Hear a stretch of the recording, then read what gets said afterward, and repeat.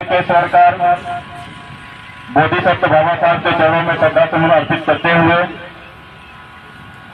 मंच पे उपस्थित हमारे सम्मानित मंचासीन, सामने बैठे हुए हमारे माताओं बहनों नौजवान साथियों का मैं तहे दिल से हार्दिक स्वागत अभिनंदन करता हूं।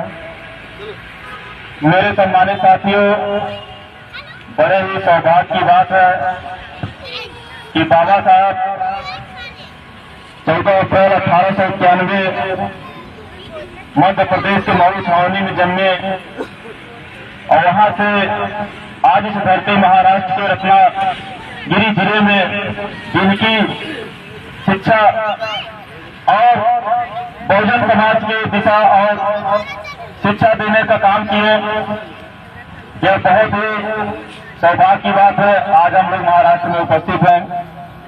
हमारे कार्यकर्ता आदरणीय करेंद्र कुमार जी ने फोन करके बताया कि सर हम लोग अम्बेडकर जयंती मना रहे हैं, जिसमें आपको आना होगा।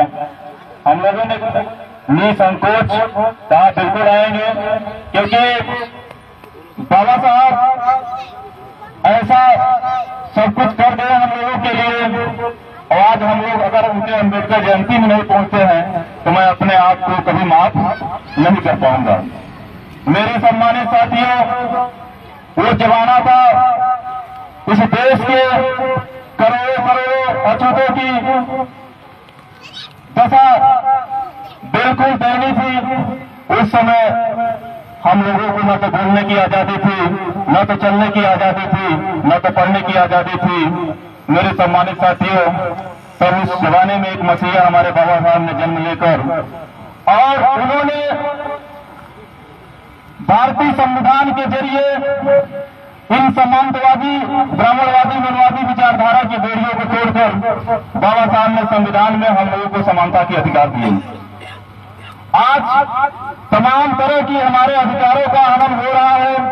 अगर हम लोग देखें, अभी हमारे वक्तागण ने बताया कि रोजगार पूर्ण रूप से समाप्त कर दिया जा रहा है। शिक्षा की बात अगर हम करते हैं तो शिक्षा हम लोगों को पूर्ण रूप से खत्म कर दिया जा रहा है, क्योंकि मनवादी विचारधारा लोगों को पता है कि इन लोग, ये बहुजन समाज के लोग अगर जब हमारा मुकाबला करेंगे तो शिक्षा के बल पे ही करेंगे, संविधान के बल पे ही करेंगे। तो क्यों ना हम संविधान को खत्म कर दें, क्यों ना हम शिक्षा को खत्म कर दें। लेकिन मैं ऐसे मनवादी विचारधारा को लोगों को बता देना चाहता हूँ कि बाबा साहब इस देश में नहीं है, लेकिन बाबा साहब के वंशज, बाबा साहब की नस्लें आज भी जिंदा है।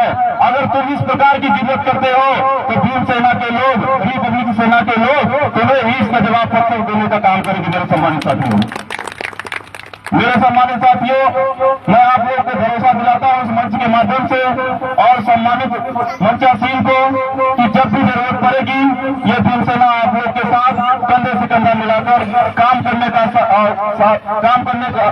साथ देंगे। मेरे सम्मानित साथियों, क्योंकि बड़े सौभाग्य की बात है कि हम लोग बाबा साहब के वंशज से बीच में हम लोग आ रहे हैं। तो इसमें मैं आप लोगों को भरोसा दिलाता हूँ, निश्चिंत रहिए, ये भीम सेना आपके साथ है। जब भी जरूरत पड़े, कहीं भी जरूरत पड़े, भीम सेना के लोग आपके हर समस्याओं को